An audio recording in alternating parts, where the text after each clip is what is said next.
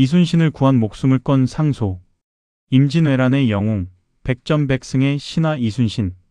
그러나 그가 적의 칼날이 아닌 조선의 임금 선조의 명으로 혹독한 고문을 받고 사형 직전까지 몰렸다는 사실을 아십니까? 조정의 모든 대신들이 임금의 서슬퍼런 진노 앞에 숨을 죽이고 있을 때 조선의 운명을 어깨에 짊어지고 70노구에 이끌며 죽음을 각오한 상소를 올린 단 한 명의 신하가 있었습니다. 만약 그날 그의 목숨을 건 상소가 없었다면 조선의 역사는 어떻게 되었을까요? 교과서에서는 자세히 다루지 않았던 그 피 말리는 하루의 진실, 지금 시작합니다. 요시라의 반관계와 선조의 분노, 영웅의 추락. 정유년의 혹독하고도 매서운 겨울바람이 한양 도성과 남녘의 바다를 동시에 휩쓸고 있던 시절이었다. 임진년에 참혹했던 전란이 발발한 지 어느덧 수년의 세월이 흘렀건만 전염병과 기근으로 백성들의 삶은 도탄에 빠져 있었고 강토는 붉은 피로 물들어 있었다. 그러나 오직 단 한 곳, 조선의 남해 바다만큼은 외적들이 감히 넘볼 수 없는 철통 같은 요새였다. 그곳에는 적장들조차 이름석 자만 들으면 공포에 질려 뱃머리를 돌리게 만든다는 백전백승의 신하, 삼도수 군통제사 이순신이 버티고 있었기 때문이다. 이순신이라는 거대한 산맥이 바다의 길목을 틀어막고 있는 이상, 왜군은 조선의 숨통을 끊을 보급로를 확보할 수 없었다. 전황이 교착 상태에 빠지자 왜군의 수뇌부는 전쟁의 판도를 단숨에 뒤집기 위해 참으로 교묘하고도 비열한 계략을 꾸미기 시작했다. 자신들의 칼날로는 도저히 벨 수 없는 이순신의 목을 바로 조선의 임금인 선조의 손을 빌려 직접 치게 만들려는 끔찍한 반관계였다. 왜군의 이중첩자였던 요시라가 은밀히 경상우병사 김응서의 진영에 숨어들었다. 그는 마치 조선을 돕는 척 간사하고 뱀처럼 교활한 혀를 날름거리며 치명적인 거짓 정보를 흘렸다. 장군, 조만간 일본의 가장 용맹한 대장가토 기요마사가 대규모 선단을 이끌고 바다를 건너올 것입니다. 조선의 통제사 이순신이 선제적으로 바다로 나아가 그 길목을 친다면 능히 적장의 목을 베고 이 지긋지긋한 전쟁을 끝낼 수 있을 터인데 어찌하여 조선 수군은 가만히 앉아서 때를 놓치려 한단 말입니까? 이 달콤하고도 기만적인 거짓 정보는 비둘기의 날개에 실려 곧장 한양의 조정으로 보고되었다. 임진년 당시 도성을 버리고 의주까지 도망쳤던 뼈아픈 과거로 인해 백성들의 원망을 한몸에 받고 있던 임금 선조. 그는 단숨에 적장을 베어 전쟁을 끝내고 자신의 실추된 왕권을 회복할 수 있다는 조급함과 탐욕에 눈이 멀고 말았다.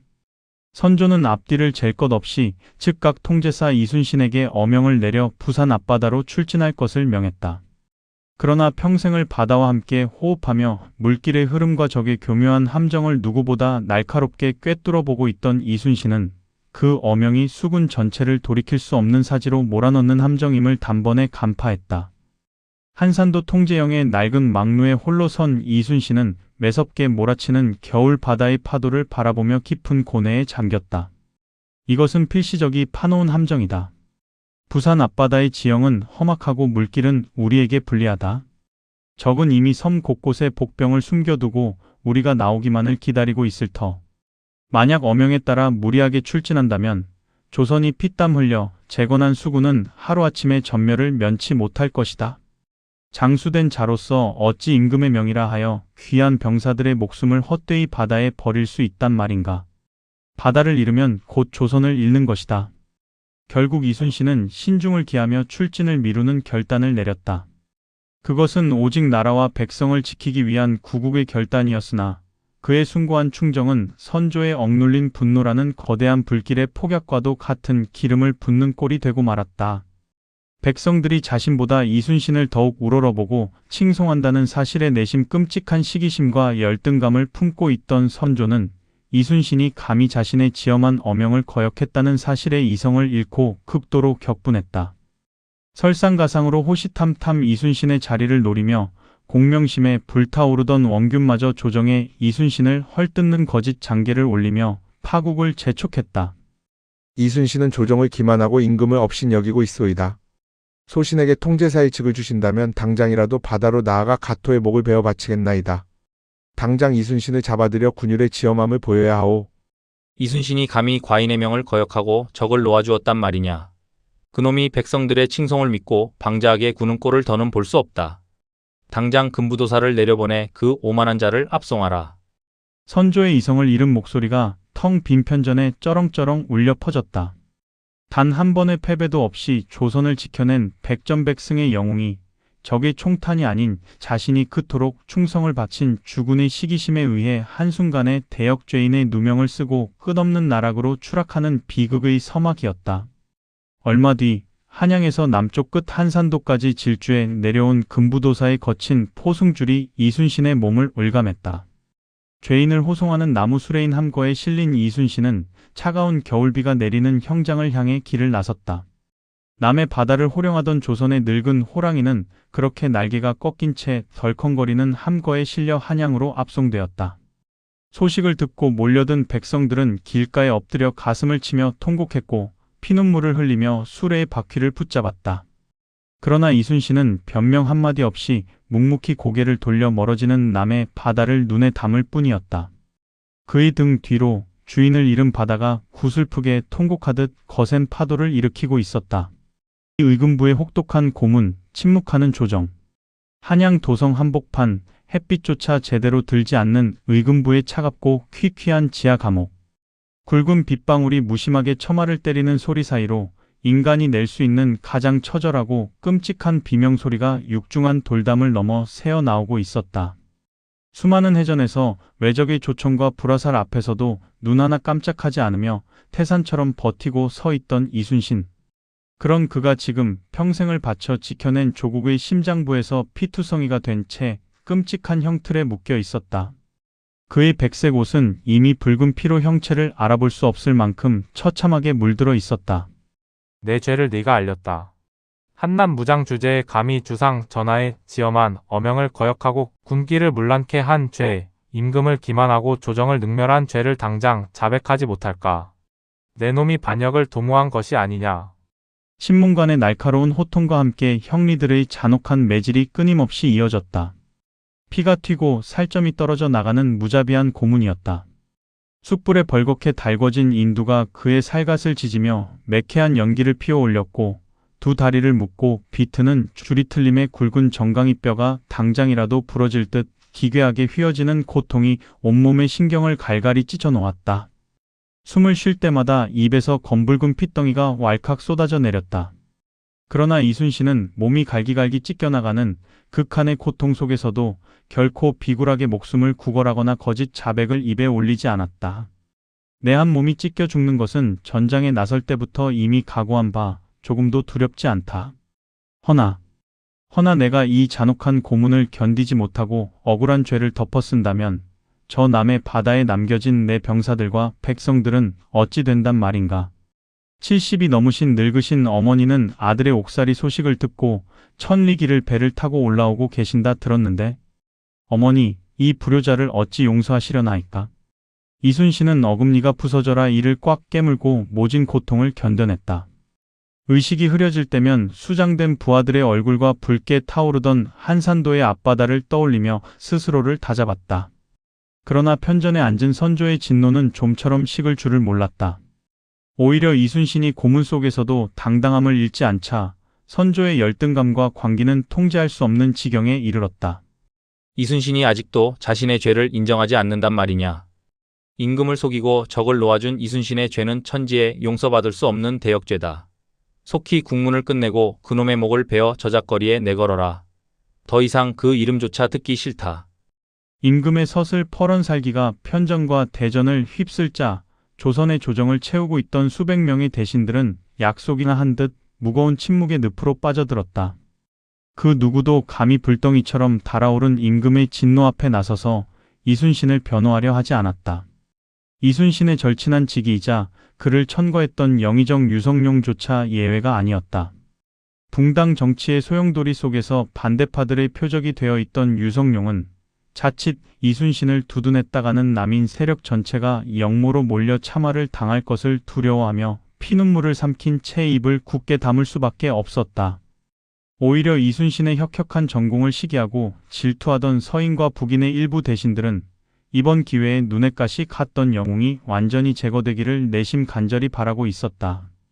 정의와 충정, 나라의 안위는 권력자의 변덕과 공포 정치 앞에 무참히 짓밟히고 묵살당하고 있었다. 바다를 잃으면 곧 조선이 멸망한다는 자명한 이치를 모두가 알면서도 그 누구도 자신의 목숨과 가문을 걸고 바른 말을 하는 충신은 존재하지 않았다. 그렇게 무능하고 비겁한 침묵만이 맴도는 사이 당장 내일 동이 트면 이순신의 목이 형장의 이슬로 내걸릴 절체절명의 위기가 턱 밑까지 다가와 있었다. 70 노신 우의정 정탁의 고뇌와 결단. 도성 전체가 짙은 어둠과 죽음의 공포로 짓눌려 있던 그날 밤. 한양 북촌에 자리 잡은 한 소박한 초가집의 안방에서는 늦은 시각까지 흔들리는 촛불이 창호지를 비추고 있었다. 그곳에는 올해 나이 72, 조선의 우의정이라는 높은 벼슬을 지내고 있는 약포 정탁이 머물고 있었다. 백발이 성성하고 기력이 쇠한 그는 병든 노구를 이끌고 차가운 방바닥 위를 쉼없이 서성이고 있었다. 정탁의 퀭한 두 눈앞에는 낮에 전해들은 피투성이가 된 채 끔찍한 형틀에 묶여 죽어가는 이순신의 처참한 모습이 뚜렷한 환영처럼 아른거리고 있었다. 그의 가슴은 금방이라도 터질 듯이 거칠게 뛰고 있었고 이마에는 차가운 식은 땀이 맺혀 있었다. 전하의 진노가 하늘을 찌르고 온 조정이 살얼음판을 걷는 이 시국에 대역죄인으로 낙인 찍힌 이순신을 비호하며 살려달라 읍소하는 것은 곧 나비가 불을 향해 뛰어드는 것과 같다. 나 또한 역당의 무리로 몰려 멸문지화를 당하고 내 아들 손자들의 목숨마저 형장에서 사라질 수 있는 미친 짓이다. 허나 그를 이대로 죽게 내버려 둔다면 이 풍전등화의 조선은 누가 지키고 저 남의 바다는 뉘에게 맡긴단 말인가. 정탁은 비틀거리는 걸음으로 책상 앞에 주저앉아 붓을 들었으나 공포와 책임감에 무게에 짓눌려 손이 파르르 떨려 도저히 글씨를 쓸 수가 없었다. 눈을 질끈 감으면 외적의 날카로운 칼날에 무참히 도륙당하고 짓밟힐 조선 백성들의 처절한 비명소리가 거대한 환청이 되어 그의 귓전을 사정없이 때렸다. 그는 과거 임진년 나라가 절망에 빠졌을 때 홀로 옥포와 한산도에서 승전보를 울리며 올렸던 이순신의 그 눈물겨운 장계들을 선명하게 기억하고 있었다. 오직 가엾은 백성과 위태로운 나라만을 생각하며 밤낮 없이 바다를 지켰던 그 듬직하고 충직한 장수가 적의 손이 아닌 아군의 모함에 빠져 형장의 이슬로 허망하게 사라진다면 그것은 단순한 한 인간의 죽음이 아니라 500년 사직의 멸망을 의미하는 끔찍한 재앙이었다. 불안하고 걱정스러운 눈으로 문 밖에서 남편을 지켜보던 부인을 향해 정탁이 갈라진 목소리로 무겁게 입을 뗐다. 그의 목소리에는 평생을 지켜온 올곧은 신념과 한 집안의 가장으로서의 두려움이 처절하게 교차하고 있었다. 부인은 조용히 방 안으로 들어와 묵묵히 남편의 떨리고 주름진 두 손을 자신의 따뜻한 손으로 감싸 쥐었다. 그녀의 눈빛은 흔들림 없이 맑고 단단했다. 대감께서는 평생을 한 점 부끄럼 없는 올곧은 선비로 나라를 걱정하는 충신으로 살아오셨습니다. 백성이 살고 나라의 동량을 구하는 거룩한 일에 어찌 이제 와서 살 날이 얼마 남지도 않은 노구의 안위를 살피시겠습니까? 이순신 장군이 죽으면 어차피 우리네 목숨도 외적의 칼에 온전치 못할 터. 뜻하신 바가 있다면 후회 없이 행하시옵소서. 가문의 안위는 걱정하지 마시고 조선의 백성을 위해 붓을 드시옵소서. 부인의 결연하고도 따뜻한 말에 정탁의 주름진 두 눈에서 참았던 뜨거운 눈물이 왈칵 흘러내렸다. 70평생을 살아오며 느꼈던 모든 두려움과 번뇌가 그 눈물 한 방울에 씻겨 내려가는 듯 했다. 그는 떨리던 손에 강하게 힘을 주어 벼루에 먹을 듬뿍 적신 붓을 고쳐 잡았다. 살고자 하는 얄팍한 미련을 미련 없이 버린 늙은 충신의 눈빛에는 이제 더 이상의 망설임이나 공포는 존재하지 않았다. 오직 무참히 죽어가는 거대한 영웅을 기어이 살려내고 백척간두의 위기에 빠진 조선을 구하겠다는 결연하고도 숭고한 의지뿐이었다. 조용한 초가집 안방에서 역사의 물줄기를 바꿀 위대한 붓끝이 마침내 흰 종이 위를 내달리기 시작했다. 피를 토하는 심정으로 써 내려간 신구차. 자정이 훌쩍 넘어 만물이 숨을 죽인 깊은 밤. 도성의 모든 불빛이 꺼진 가운데 정탁의 소박한 방 안에서는 오직 벼루에 먹을 가는 묵직한 소리와 거친 숨소리, 그리고 짐승의 털로 만든 붓끝이 거친 한지 위를 쉴 새 없이 스치며 지나가는 마찰음만이 팽팽한 정막을 깨고 있었다. 그가 70 노구의 뼈를 깎아내고 피를 토하는 심정으로 한 글자 한 글자 써 내려가고 있는 이 글은 대역죄인으로 몰려 사형 집행만을 앞둔 통제사 이순신의 죄를 씻어주고 그의 목숨을 구명하기 위한 절체절명의 상소문, 이른바 신구차였다. 전하, 이순신은 실로 전하의 지엄한 어명을 받들지 못한 큰 죄가 있으나 그가 임진년 이래로 옥포와 한산의 바다에서 세운 혁혁한 공로는 천하가 다 아는 바이며 전하께서도 익히 아시는 바옵니다. 바다의 험난한 물길을 모르는 자들의 입방아에 속아 수군을 잃고 나아가 조선을 잃는 우를 범해서는 아니 되옵니다. 정탁은 붓을 든 채 수없이 허공을 응시하며 고뇌했다. 불덩이처럼 달아오른 임금 선조의 광기 어린 노여움을 자극하지 않으면서도 왜 이순신이라는 장수가 이 풍전등화의 조선에 절대적으로 필요한 존재인지 논리 정연하고도 가슴을 울리는 문장으로 일깨워야만 했다. 단 한 글자의 실수나 감정적인 단어의 선택이 오히려 이순신과 자신을 동시에 형장으로 끌고 갈 빌미가 될 수 있었다. 그는 쓰고 또 쓰며 마음에 들지 않는 문장은 가차없이 구겨버리기를 수십 번 반복했다. 그의 이마에서는 차가운 식은땀이 비 오듯 흘러내려 먹물이 튄 종이 위를 적셨다. 한 글자 한 글자의 조선의 명운과 백성들의 목숨, 그리고 늙은 신하의 애끓는 피와 땀이 짙게 서려 있었다. 이순신은 이름난 장수요. 굶주린 백성들과 바다의 병사들이 친부모처럼 따르며 신망을 한 몸에 받는 자이옵니다. 지금 전쟁의 불길이 아직 꺼지지 않았고 적들이 호시탐탐 바다를 노리고 있는데 우리 스스로 대들보 같은 무장을 죽인다면 일본의 적장들은 춤을 추며 기뻐 날뛸 것이요. 목숨을 걸고 싸우던 백성들의 마음은 뿔뿔이 흩어져 다시는 모이지 않을 것이옵니다. 비록 그가 죽어 마땅한 죄를 지었다 한들 부디 전하의 태산 같은 성원을 베푸시어 그의 목숨만은 거두지 마시옵소서. 정탁은 붓을 꾹 눌러 마지막 문장을 써 내려갔다. 바라옵건대 그를 평교위로 강등시켜 백의종군케 하시어 스스로 전쟁터로 나아가 자신의 피로 죄를 씻고 공을 세울 기회를 마지막으로 한 번만 주시옵소서. 신정탁 이순신을 보증하며 엎드려 죽기를 청하나이다. 상소문이 마침내 완성될 무렵 창호지 밖으로 닭 우는 소리가 들려오며 희푸른 여명이 도성의 하늘을 밝혀오고 있었다. 정탁은 붓을 내려놓고 굳은 살이 박인 거친 손으로 밤새 쓴 상소문을 조심스럽게 어루만졌다. 그는 상소문을 둥글게 말아 자신의 가슴팍 깊은 곳에 단단히 품었다. 마당으로 나서자 살을 애는 듯한 차가운 새벽 이슬이 그의 깊게 팬 주름진 얼굴에 맺혔다. 부인과 식솔들이 마당에 나와 침통한 표정으로 늙은 대감의 출근길을 지켜보고 있었다. 그들 모두 오늘이 정탁의 마지막 출근길이 될 수도 있다는 사실을 직감하고 있었다. 정탁은 그들을 향해 애써 옅은 미소를 지어 보였지만 끝내 뒤를 돌아보지는 않았다. 살아서 돌아오지 못할 사지를 향해 가는 길. 가마에 오르는 그의 늙고 병든 발걸음은 천근만근 무거웠으나 백성과 나라를 구하겠다는 일념으로 꼿꼿하게 펴진 그의 등은 그 어느 때보다 거대하고 위풍당당해 보였다.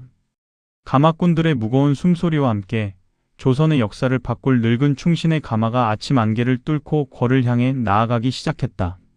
어전회의에 울려 퍼진 늙은 충신의 사자후. 아침 해가 떠오르고 창덕궁 편전에서는 무거운 공기가 짓누르는 어전회의가 열리고 있었다. 넓은 편전을 가득 채운 조선의 내로라 하는 영의정, 좌의정, 판서 등 수십 명의 대신들은 약속이나 한 듯 고개를 푹 숙인 채 옥좌에 앉은 선조의 불안한 눈치만 살피고 있었다. 붉은 골룡포를 입은 선조의 얼굴에는 여전히 이순신을 향한 지독한 열등감과 불쾌감, 그리고 서슬퍼런 살기가 맹독처럼 가시지 않은 상태였다. 과인이 이순신의 오만함을 여러 번 참아주었건만 그놈은 끝내 왕실의 위험을 능멸하였다. 더 이상 국문할 가치조차 없다. 의금부에 하명하여 대역죄인 이순신의 목을 치는 차명을 내일 아침 동이 트는 대로 즉각 집행토록 하라. 선조의 차갑고도 단호한 어명이 편전의 높은 천장을 때리는 순간 대신들은 흠칫 몸을 떨며 두 눈을 질끈 감았다. 이제 조선의 바다는 끝났다고 절망하면서도 아무도 감히 앞으로 나서지 못했다. 그때였다. 쥐죽은 듯 고요한 대신들 사이의 뒤결에서 묵직하고도 단호한 발소리가 뚜벅뚜벅 들려오기 시작했다. 무거운 정적을 깨고 편전의 한가운데로 걸어 나온 이는 다름 아닌 머리가 하얗게 센 70 노구의 우의정 정탁이었다. 그는 허리가 굽은 늙은 몸임에도 불구하고 한치의 흔들림 없이 편전 한가운데로 걸어 나와 옥좌를 향해 엎드려 굵은 목소리로 외쳤다. 전하, 신우의정 정탁 오늘 가문이 멸문지화를 당할 죽음을 각오하고 감히 전하의 옥좌 앞에 아뢰옵니다. 부디 신이 올리는 이 상소문을 한 번만 굽어 살펴주시옵소서. 정탁이 품속 깊이 간직했던 신구차를 꺼내어 두 손으로 높이 치켜들었다. 그의 돌발적인 행동에 편전하는 일순간 얼음물을 끼얹은 듯 완벽하게 얼어붙었다. 고개를 숙이고 있던 대신들은 경악하여 웅성거리기 시작했고 선조의 미간이 당장이라도 벼락을 내리칠 듯 무섭게 일그러졌다. 우의정, 그대가 지금 감히 이 어전에서 과인의 어명을 거역하고 역적 이순신을 두둔하려는 것인가? 정녕 과인의 진노가 두렵지 않은 것이냐? 그대 또한 이순신과 한통속이었단 말이냐? 선조의 고함이 떨어지기가 무섭게 호위 무사들이 칼자루에 손을 얹었다. 그러나 정탁은 고개를 꼿꼿이 든 채 두 눈에서 뜨거운 눈물을 흘리며 쩌렁쩌렁한 목소리로 사자후를 토해내기 시작했다. 전하, 신이 어찌 천심이신 전하의 진노를 두려워하지 않겠사옵니까? 하오나 전하, 신은 전하의 진노로 제 목이 달아나는 것보다 이 나라 조선이 외적의 발밑에 짓밟혀 망하는 것이 천배만 배 더 두렵사옵니다. 이순신을 이대로 죽이는 것은 곧 적들에게 우리 스스로 바다의 성문을 열어 바치는 것과 같사옵니다. 정탁의 목소리는 피를 토하듯 절절했고 그 어떤 젊은 장수의 함성보다 강력하고 웅장했다. 평소 조용하고 온화하게만 보였던 노신의 입에서 뿜어져 나오는 목숨을 내던진 거룩한 사자후의 편전의 모든 신하들은 숙연해져 마른 침만 삼킬 뿐이었다. 전하, 백성들은 이순신을 어버이처럼 우러러보고 있사옵니다. 그를 차명에 처한다면 적들은 환호성을 지를 것이고 백성들은 하늘을 우러러 원망할 것이옵니다. 부디 전하의 넓고 거룩한 은덕을 베푸시어 그의 목숨만은 거두지 마시옵고 그가 바다의 가장 밑바닥 병졸로 돌아가 적의 목을 베어 스스로 억울함을 씻고 속죄하게 허락하시옵소서. 신정탁의 목숨을 담보로 엎드려 비나이다. 정탁은 이마가 찢어질 듯 바닥에 머리를 찍으며 통곡했다. 선조는 거친 숨을 몰아쉬며 도승지가 건네준 정탁의 상소문을 거칠게 낚아채어 내려다보았다. 감정적인 호소가 아니었다. 논리 정연하게 전황을 짚으면서도 나라와 백성을 끔찍이도 걱정하는 늙은 신하의 애끓는 충정과 피눈물이 종이 너머로 생생하게 전해지고 있었다. 길고 긴 숨막히는 침묵이 흘렀다. 아무도 숨소리조차 내지 못하는 팽팽한 긴장감 속에서 상소문을 쥔 선조의 손이 미세하게 떨리기 시작했다. 분노로 가득 찼던 선조의 눈빛이 죽음을 불사한 노신의 거대한 충정 앞에서 조금씩 아주 미세하게 흔들리기 시작한 것이다. 조선의 역사가 바뀌는 기적 같은 순간이었다.